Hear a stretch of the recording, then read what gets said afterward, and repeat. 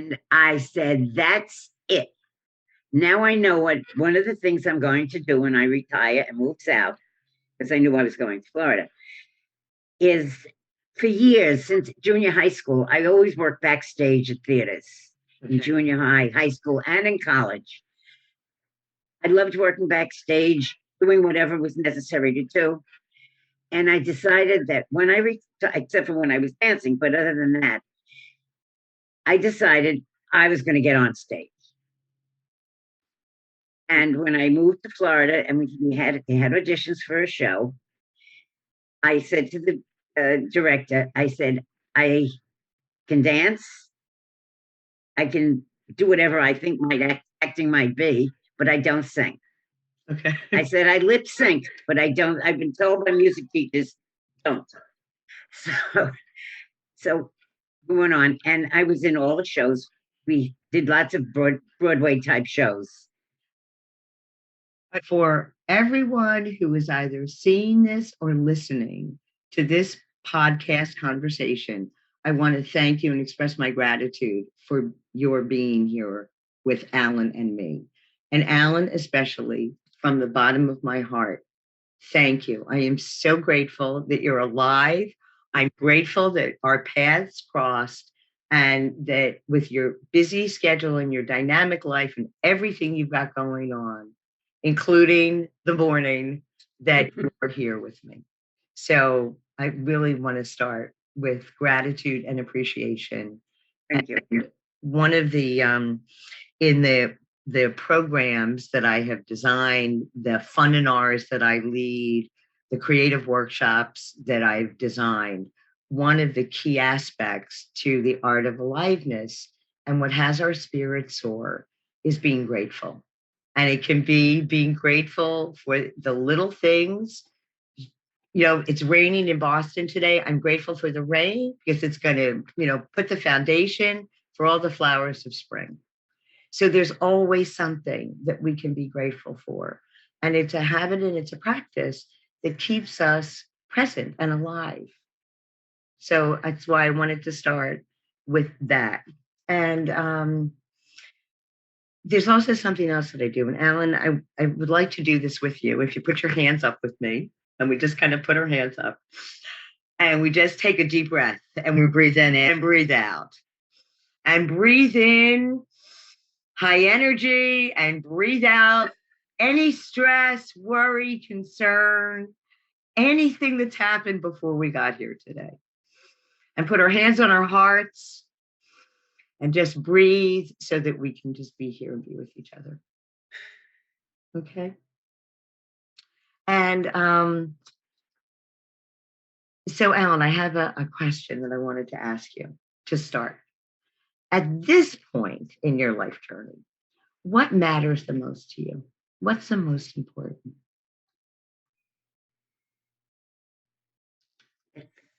I'm caught in the middle of wanting to say, my family and the well-being and all of my family, which is important, very important to me.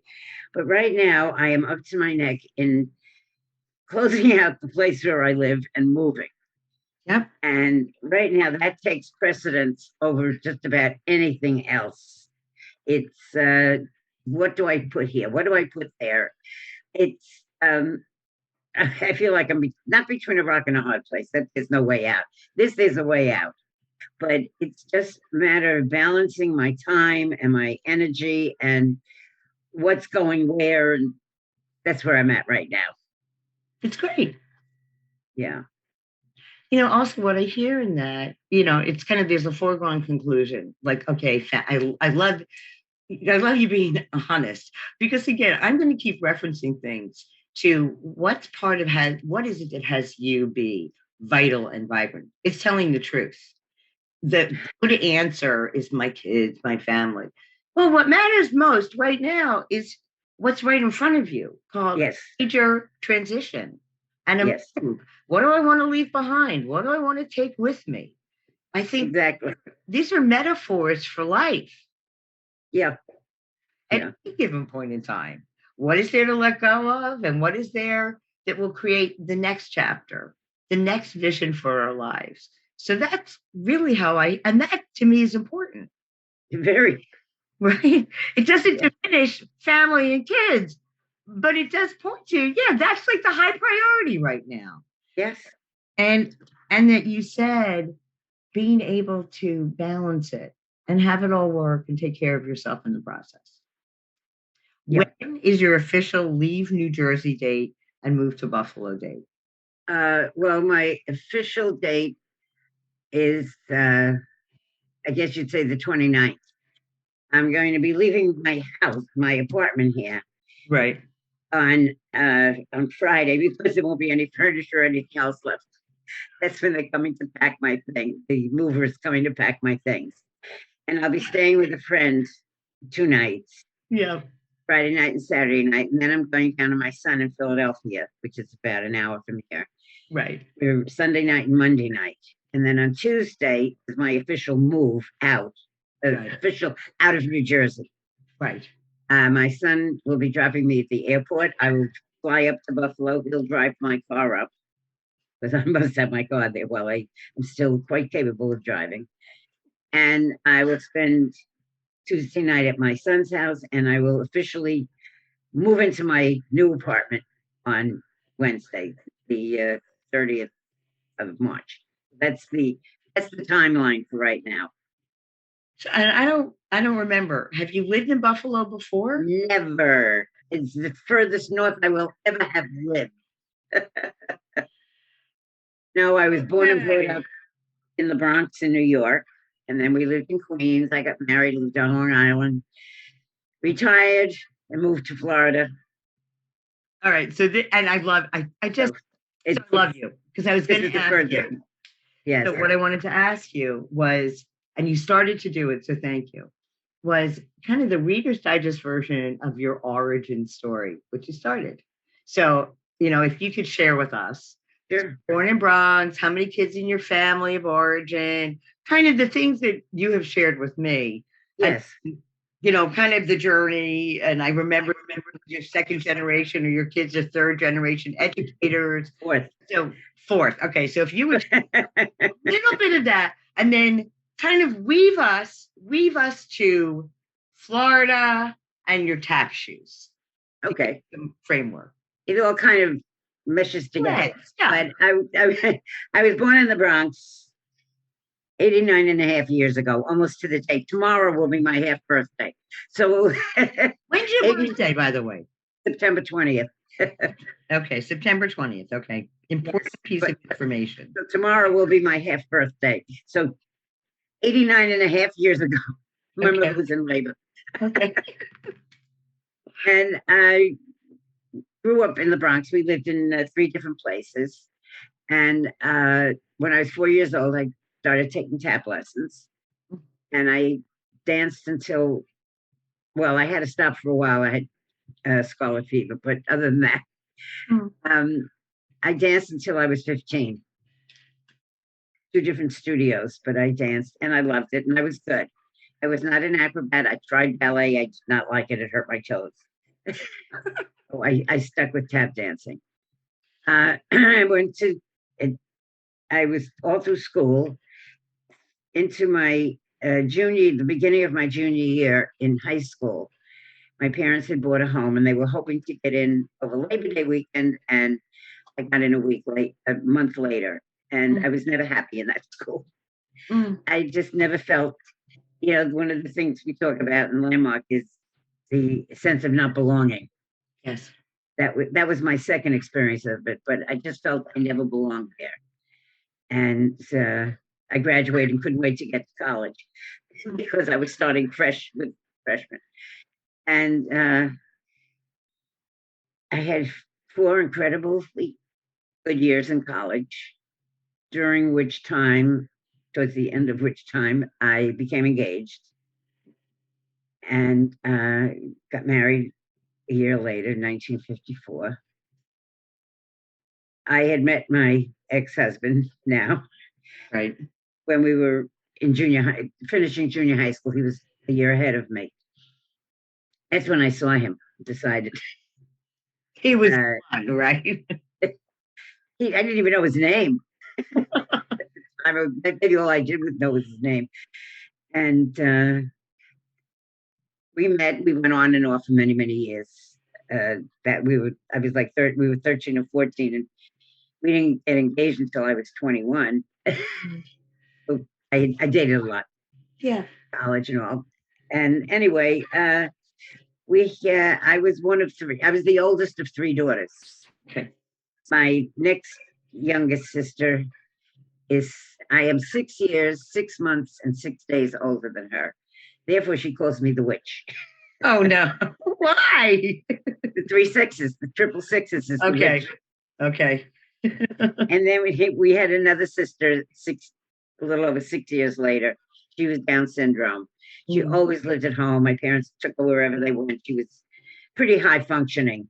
Yeah. And they had described her as having vocabulary, but not speech. The speech wasn't clear, but she had quite a vocabulary. She was a joy to everybody.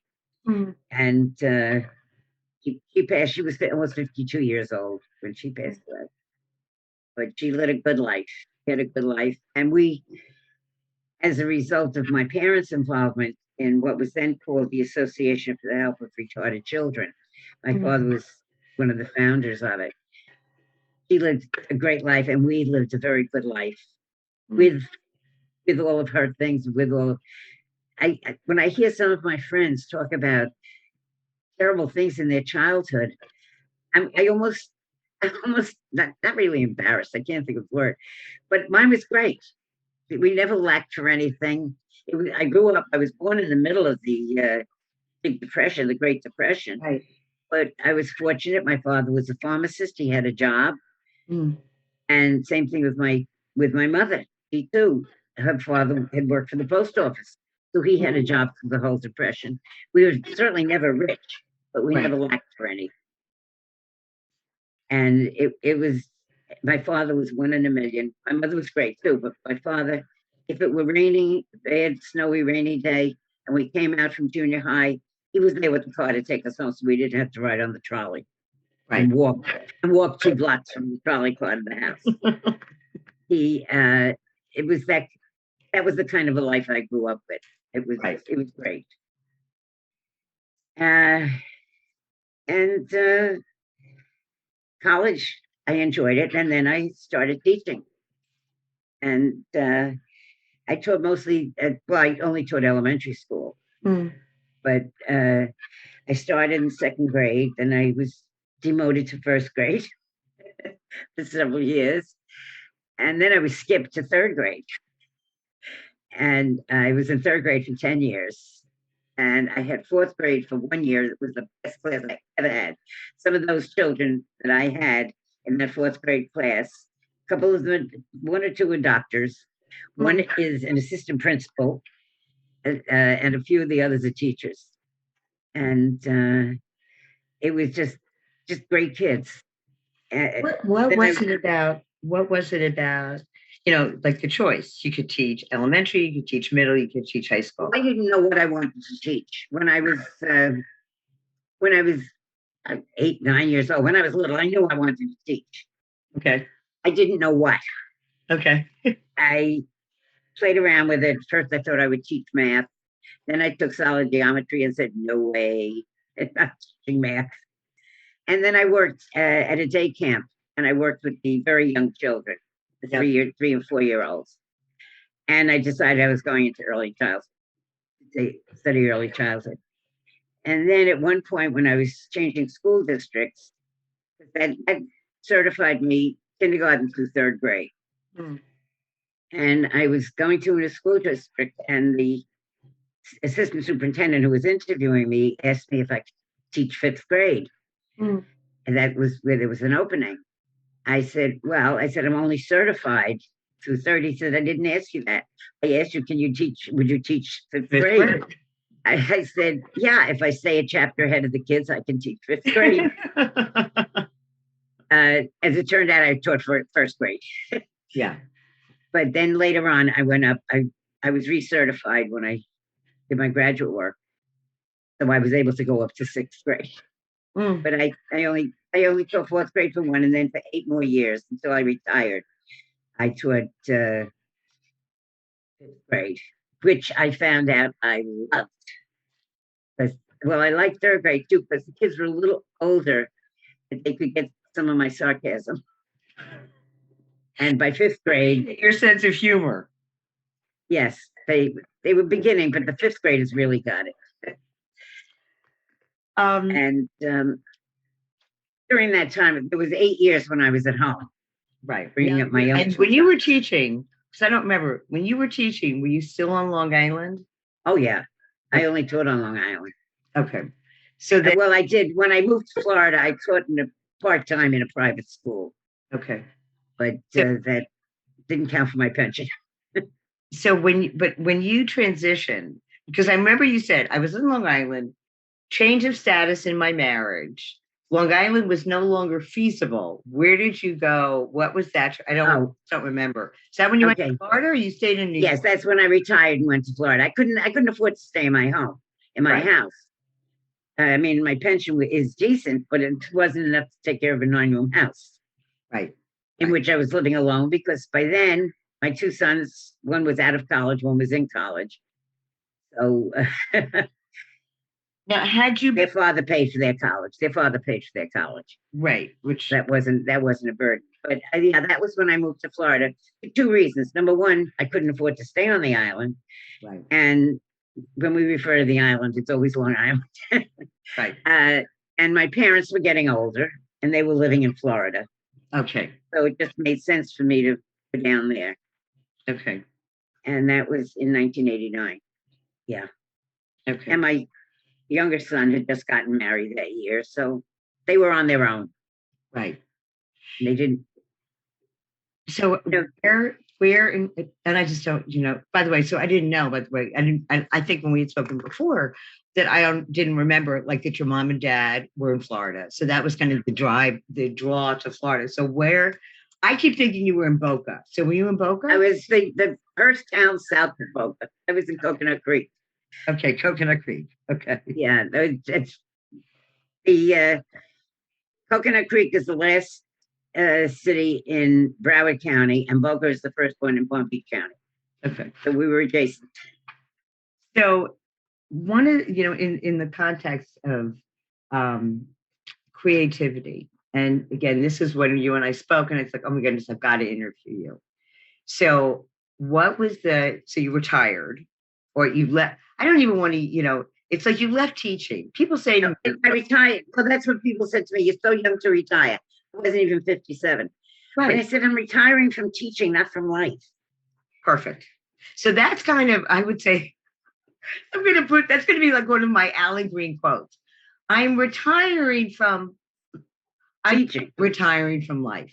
But most people, when we think of it, somebody said to me, Ann, if you could come up with another word for retirement, and people, and Alan, people say to me, I was at Fenway Park I was with my father-in-law, who's your peer, and my brother-in-law and my husband, and I got nudgy, and I was roaming around. I ended up in the kids section, and I was there while the kids were playing, and there was a caricaturist, and she was doing caricatures of the kids.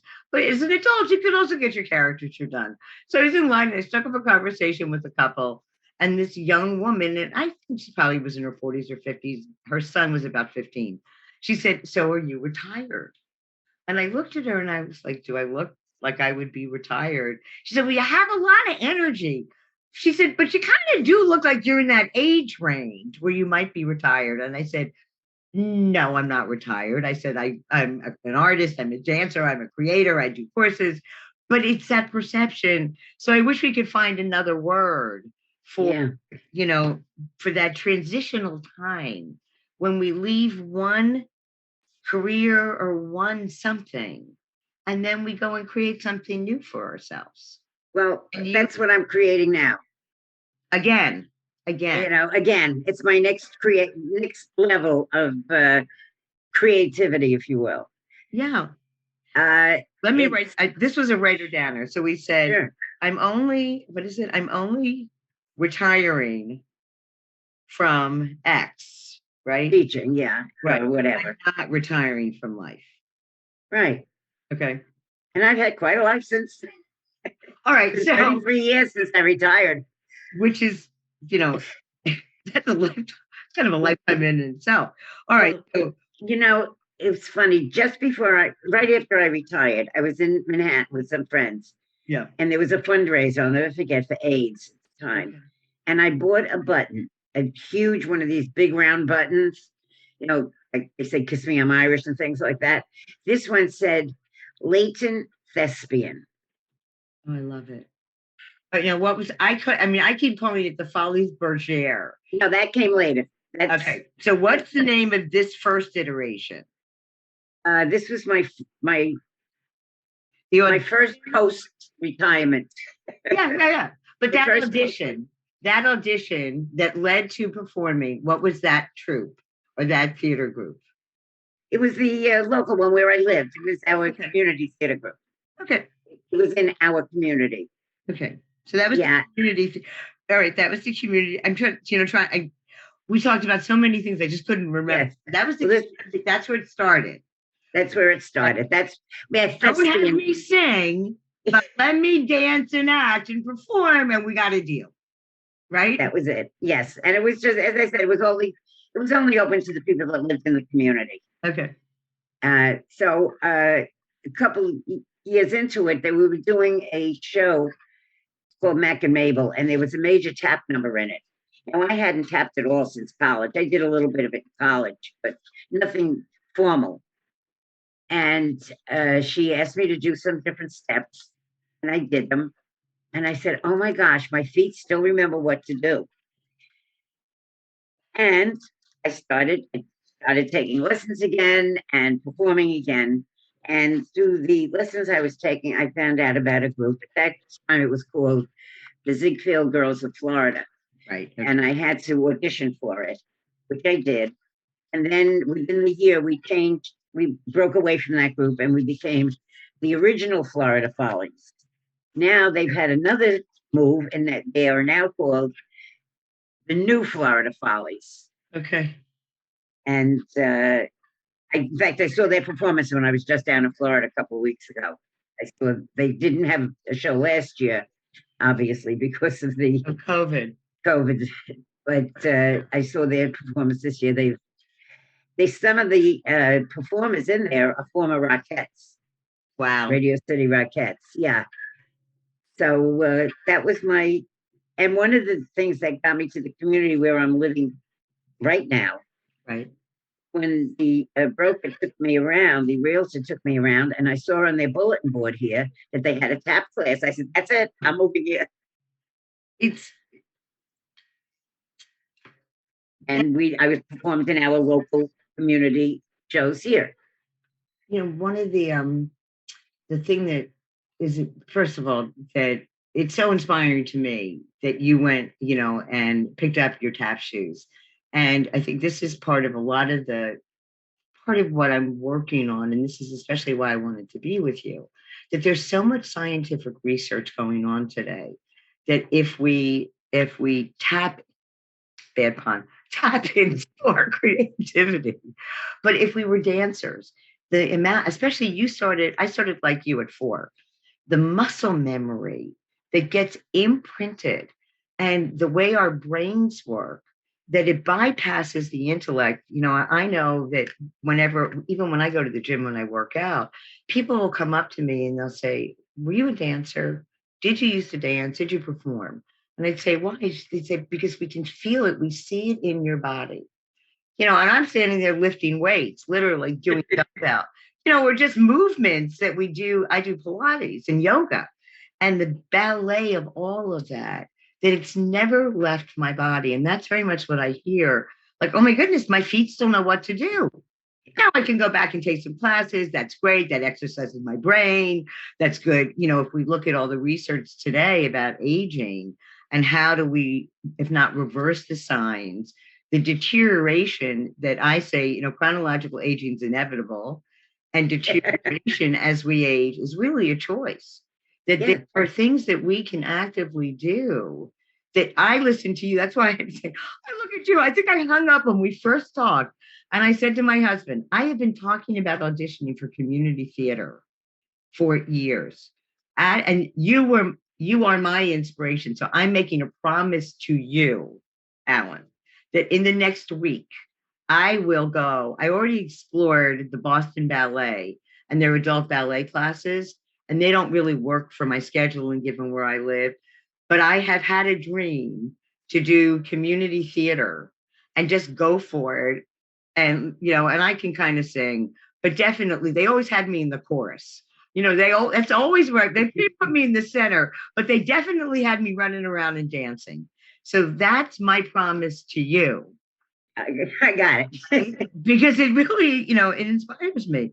And that when you were just there, that you saw them, that what you created, that's the legacy, that it's been renamed, but they're still performing. And the former Rockettes, who are still picking it up. It's amazing to me. I was just thinking about something else, in connection with the community theater. My son and daughter-in-law, in fact, that's how they met. He was directing a show she was in that I'm going to up in Buffalo, and they still perform. And the group, the community group that they're with, is the next town to where I'm going to be living. And my son said he already put me down on the list to usher, because I've been ushering in a lot of theaters around. But he said he already put me on the rotating list for ushering. I'm going to become involved with theater again. If not, I don't know what they have. They don't have that in particular at the community, but who knows? The woman who is the director of not membership, the one woman I've been dealing with at the facility where I'm going, had said to me, I had asked her if they have some different kinds of courses, and she says, no, start it. I said, do you have a tap class? She says, start it. Well, that's so, I'm thinking, how do we express, like if, there's today, kind of, there's a big expression all the time about that's a writer downer. And like, because, I'm like, thinking, okay, so if a class doesn't exist, great, go and create one, and why, it's almost like I want to say, why do you think most people don't think that way? Or how come you think that way? Like, if it doesn't exist, like, because that's the thread that I hear with you, Allyn. It's like, okay, well, I see a possibility. Great. Well, so that they don't have tap classes for my peers, great. I'll go find a teacher and I'll advertise it, or they'll advertise it, and we'll all show up. Not everybody thinks that way. I mean, I probably have to credit a lot of it from Landmark, but I don't use. It sounds strange. Landmark has its own vocabulary. Yes. And I do not use.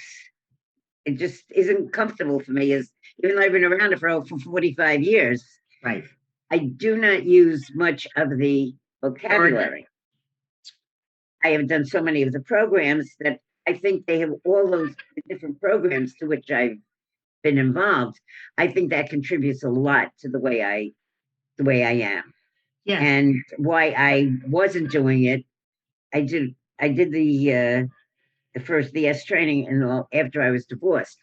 Right. And I think, and I shortchanged myself by not doing the things like you were just saying. You want to get involved in community theater. I did then, but I always had it. I had a lot of, I guess, insecurity, not from my family, certainly, but my own self-induced insecurity. Yes. That my husband wouldn't like it if I did it. And actually, he probably would have been as I look back now, he would have been a great supporter. Right. He supported me doing it. But I had this thing, and I never mentioned it. Right. When I was married, I really want to be doing some of the things. And I think I ripped myself off by not doing it. However, I'm doing it now. Right. It's my husband and I were having a conversation last night about that my generation of women growing up during the women's movement, and that at this point, retired, transitioned, whatever word we use, is that at least the women I hang around with, and you and I have talked about this. We're all out still, retired, not, we're doing courses, we're leading, we're inventing, we're traveling. The expectation is so different. And to me, it's where you are so groundbreaking and you are such a leader of women, whether you realize it or not, which is really why I wanted you to be here with me. Because your generation, and I have this wonderful, if it on my floor, that's why I'm looking at it. It says, freedom is being you without anyone's permission. And Oh, I like that. Isn't that beautiful? How much Yes. were we raised? I'll take a screenshot of it. Hold on. And I'll send it to you. But what it says is freedom is being you without anyone's permission. The art of aliveness. Life isn't about finding yourself. Life is about creating yourself. Create your inner masterpiece. No one else can hold your paintbrush but you. And that's the verse that I read. And but that even though the messaging in my generation, your generation was very much, whether it was the permission of parents, permission of a spouse, the dynamics were so different. And the courage that it takes.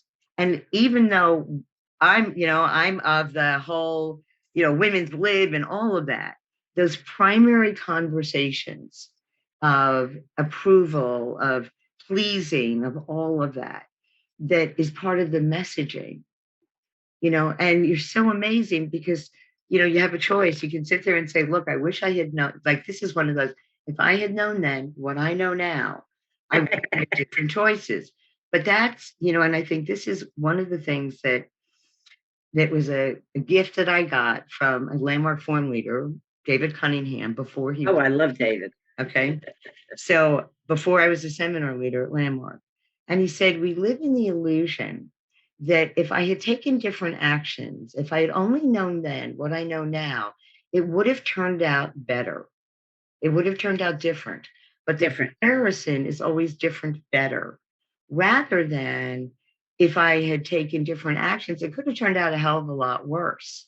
But it's a mindset. Yeah. So it takes away that regret and it quiets that voice. So then we can be like you and going, you know what?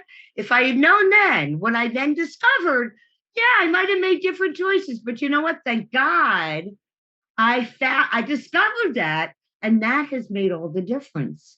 Yeah. And it make different choices is what I hear in that. And to be able to communicate that to other people, and to future generations.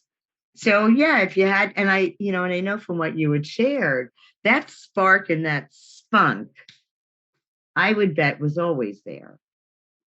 And not that your parents suppressed it, but we live in in a conversation around us that gives us messaging. And sometimes, we get constrained by that messaging. And somewhere, and I think that's, maybe, I know, it's like what, and it may have been when you did the S training, that was the key that unlocked that door. Yeah. For your own freedom of expression. Yeah. I don't know if that all made sense. Yes, it did. It did, because like you said, it was always there. Yeah. It was always there in the back of my mind, and taking the training and all opened the door and said, that it gave me permission to do it. Right. And again, freedom is being you without anyone's permission. And maybe, I think this has been part of my own journey. And, and it's maybe a collective journey for us as women, as human beings, is, there's that saying of the only opinion that really should matter to me without it being a should is my own opinion. Yeah. There's nobody, how much do we get constrained and not give ourselves permission, waiting to get approval and permission from other people? And I think, is that something that you have found as you have been on your journey? It's almost like, screw them. I don't really care what they think. It's like, it's my life. I'm going to go and dance and don't regret it. Great. I'll move to Buffalo. If there isn't a tap dance class, okay, I'll go create one. I get other people, I'll go to the tap dance class with the 8-year-olds.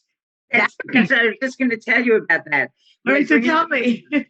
My great granddaughters who are up in Buffalo, which is one of the reasons I'm going.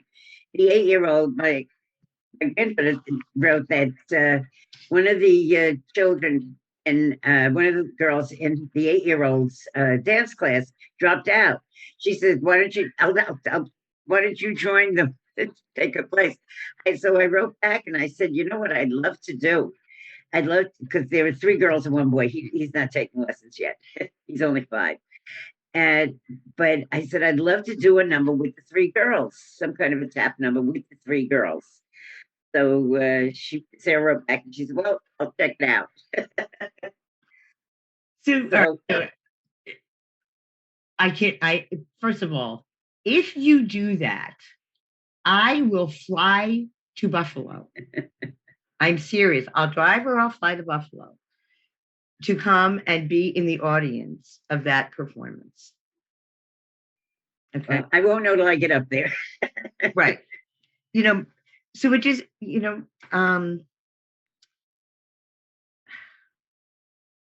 so I don't know what I'm going to end up doing with this podcast, whatever we end up with, but there may be another interview when I have, my questions and my ducks in order. So I want to make sure that's okay with you.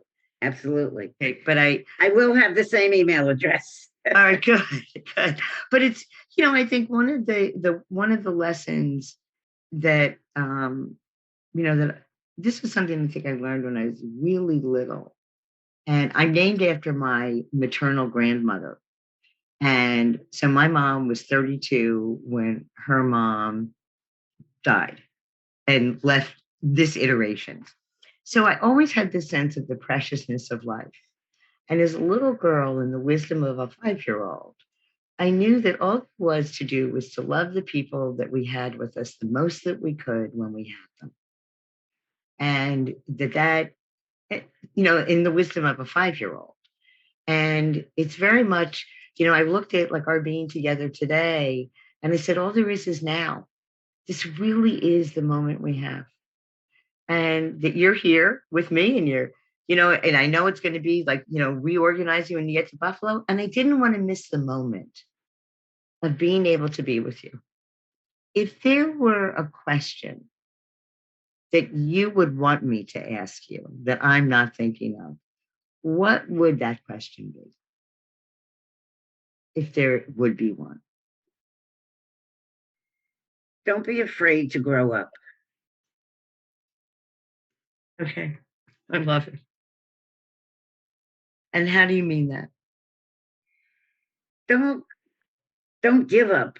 I guess I would say don't give up on yourself or on the people close to you. I'm writing this down, by the way, even though there'll be a recording. It's fine. There's a quote, and I'll see if I can find it, and I'll send it to you also. That there's something about, I love how you said, don't be afraid to grow up. And there's something about, growing up versus growing old. And that we can grow up and and I had this visual, by the way, of we can grow up. We can keep expanding and growing up. So what were you going to say? You said there were 2 things. Yeah, I forgot what the other one was, but that's okay. That was the important one. Okay. Not really, but no,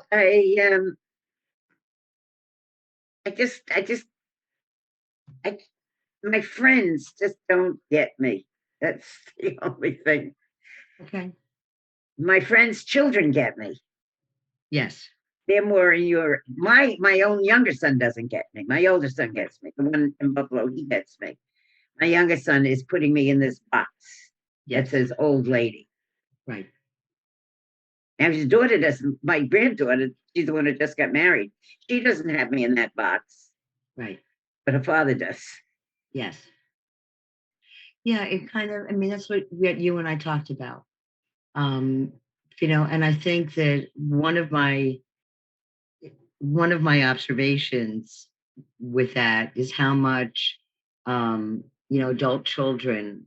I was on the I was on a call with a friend of mine last night, and his dad has passed away. His mom has some physical challenges, and he's in his early 40s, and he's very, very close to her, and he's starting to deal with those concerns, and they're his fears, and his kind of, I can't imagine my life without my mom because she's so dynamic and so important to him. So I think sometimes the perspective, that I've been able to see Yeah. is that, it's more that fear because, I didn't want to lose my mom, and how to balance all of that and then not infantilize my mother, you know. So, and I said to you, I bet your son on some fundamental level, he just gets what a character you are and how fortunate he is to have you as his mom, even if he can't let you know how he feels. I trust. Thank you. I trust that he does. I needed that. Yeah, I trust that he does. And we all want to be, I think we all want to be loved. We all want to be understood in some way. And then trust that he does. Thank you for joining the Art of Aliveness Chronicles with Annie B. I'm Ann Borow-Lawrence. Join us next time for more great interviews with inspiring artists, all backgrounds, shapes, and sizes, where we will be investigating just what is it that keeps people alive, vital, and vibrant in mind, body, and spirit throughout their lifetimes. If you enjoyed this interview, please share it with your friends. Please like the podcast series, and please do subscribe. With much love and gratitude, and see you the next time.